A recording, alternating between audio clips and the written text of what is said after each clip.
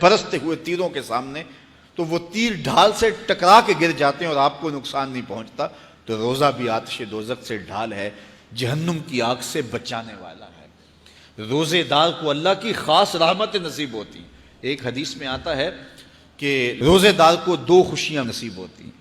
ایک خوشی اسے تب ملتی ہے جب وہ روزہ کھولتا ہے، جب سارے دن کی بھوک اور پیاس کاٹنے کے بعد شام کے لمحے ہوتے ہیں اور پھر روزہ منزل تک پہنچتا ہے، تو کس مسرت اور خوشی اور سرشاری کے عالم میں روزہ دار ہوتا ہے کہ شکر ہے کہ اتنی لمبی اور اتنی سخت گرمی کے ماحول کی شدت کے باوجود اللہ تعالیٰ نے مجھے روح بمنزل کیا.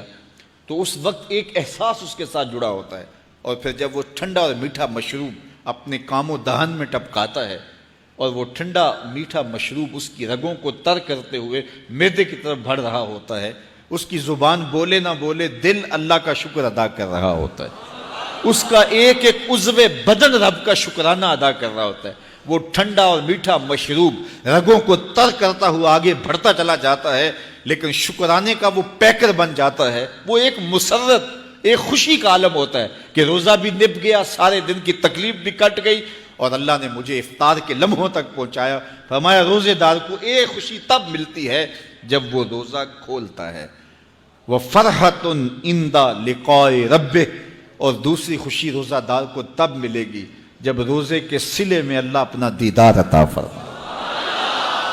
بنی آدم کے جتنے بھی عمل ہیں 10 سے لے کر 700 گنا تک اس کا ثواب اولاد آدم کو اس کا دیا جاتا ہے. جتنا گڑ ڈالو اتنا ہی میٹھا. تو بعض کو 10 گنا، بعض کو 70 گنا، بعض کو 100 گنا، بعض کو 700 گنا. تو 10 سے لے کر 700 گنا تک بندے کے اعمال کا صلہ دیا جاتا ہے.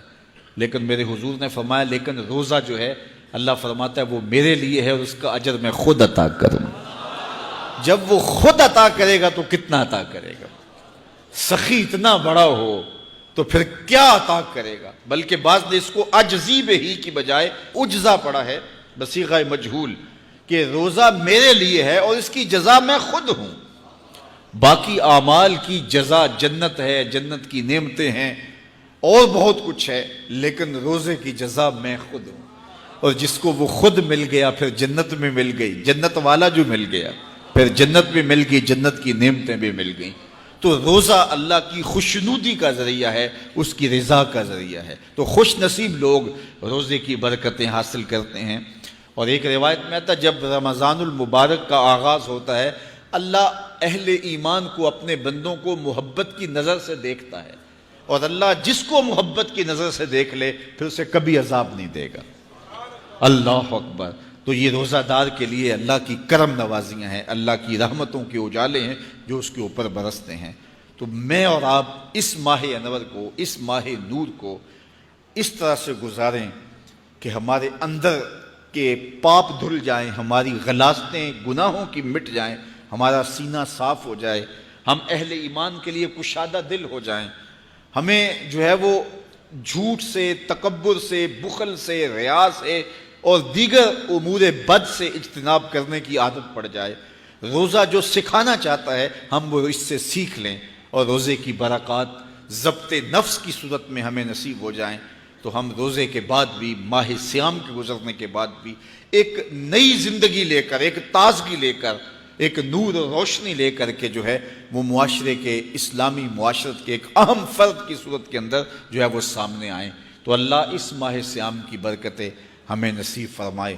ہر سال مہینہ آتا ہے، گزر جاتا ہے، ہم پورا مہینہ بھوک کاٹتے ہیں اور پھر وہاں کے وہاں ہی کھڑے رہتے ہیں. تو پھر ہمیں سوچنا چاہیے، لیکن اگر تبدیلی آتی ہے تو پھر شکریہ ادا کرنا چاہیے.